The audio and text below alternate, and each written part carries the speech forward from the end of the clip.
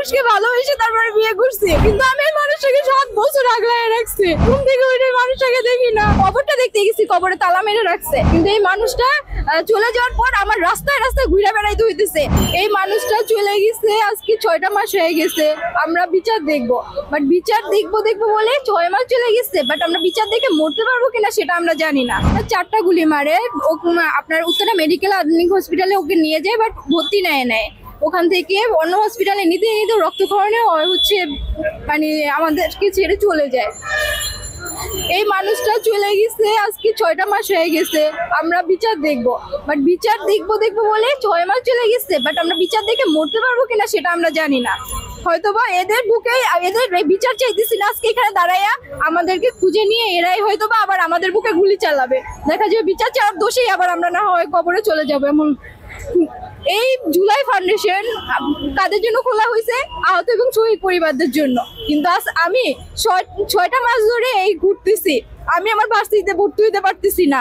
আমি 6 মাস ধরে আমার হাজবেন্ড হচ্ছে স্টুডেন্ট ছিল, আমার জন্য কোনো টাকা রেখে যায় না চলার, কারণ বাঁচতে হইলে চলতে হইলে টাকা লাগবে, যেটা সত্য কথা।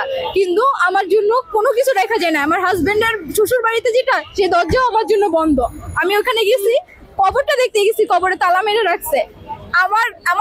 আমি কিভাবে চলতেছি একটা বার খবর নিয়ে দেখছে, অথচ জুলাই ফাউন্ডেশন শহীদ ফ্যামিলি এবং আহত ফ্যামিলিদের জন্য। আমি 6 মাস ধরে ঘুরতেছি, তারা 5 লাখ টাকা করে দিবে।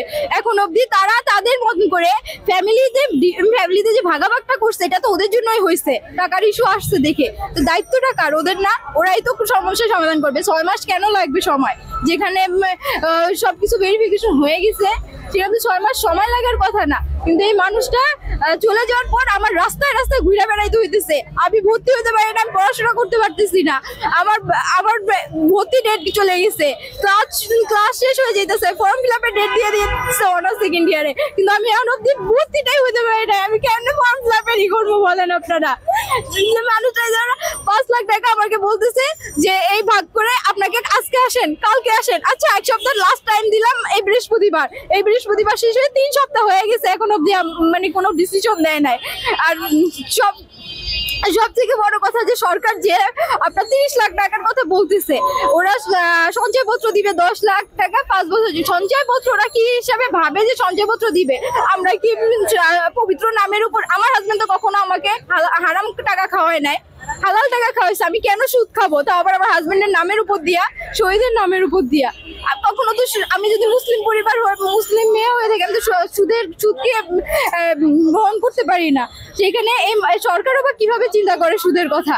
আর আমার একটা জিনিস, আমার নাম মানে কোথাও নাম উঠাইতে হলে আমাকে প্রথম যাইতে হবে জুলাই ফাউন্ডেশনে, সিভিল সার্জন অফিস খুঁজতে হবে, আমাকে যে ডিসি অফিস খুঁজতে হবে, জেলা প্রশাসক অফিস, এত জায়গায় কেন আমার যেতে হবে?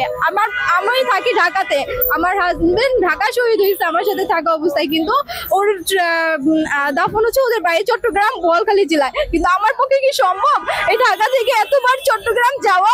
আমার পক্ষে কি সম্ভব চট্টগ্রাম, তাও কত ভিতরে বোয়ালখালীতে যাওয়া? আমি যতগুলো মানে ভাড়া আমি করতে পাবো, কিন্তু আমি যদি ঘরে বসে থাকি আমার খোঁজ কেউ নেয় নাই, আর নিবও না। আজকে আমি যেখানে আসছি আমার 200 টাকা ভাড়া গেছে গা, আবার এই 200 টাকা করে আমার যাইতে লাগবে 200-400 টাকা ভাড়া। আবার এই ভাড়াগুলো আমাকে দিয়ে দিছে, ওই মানুষটা তো নাই আমার। আমি এগুলো কই থেকে পাইতেছি? কিন্তু 6 মাস ধরে আমি চলতেছি। উপরওয়ালা আছে, ওনার কাছে আমরা বিচার দিতেছি। এখানে না পাইলে আখিরাতে যেমন এই যাদের ঢাকে আসছে, কারণ আমার হাজবেন্ড তো সাধারণভাবে মারা যায় না, তারা হয়েছে খুন করা হয়েছে। যদি সাধারণভাবে মারা যেত একটা কথা ছিল। ওই মানুষটা, আমার টাকা লাগবে না, পয়সা লাগবে না, সহায়তা লাগবে না ভাই। আপনারা যাদের টাকা পাচ্ছেন আপনারা আমার হাজবেন্ডকে ফিরিয়ে দেন, আমি ওই মানুষটাকে নিয়ে হ্যাপি থাকি। 7টা বছর একটা মানুষকে ভালোবেসে তারপরে বিয়ে করছি, ওই মানুষটাকে তো হারানোর জন্য না। এই যুগে কয়জন পারে 7 বছর একটা মানুষকে ধরে রাখতে? কিন্তু আমি এই মানুষটাকে 7 বছর আগলায় রাখছি। এখন আমি এই মানুষটাকে ঘুম থেকে উঠে মানুষটাকে দেখি না। আমি যে কিভাবে চলে আমি নিজে জানি, আমি বুঝাইতে পারবো না আমার জীবনের কষ্টটা।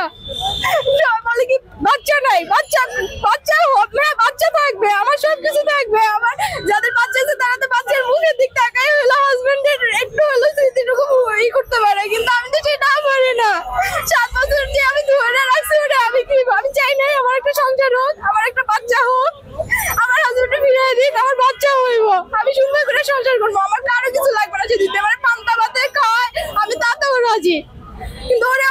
ফিরাই দিক, ওরে আমার কাছে ফিরাই দিক, আমি ওরে নিয়ে ভালো থাকতে চাই।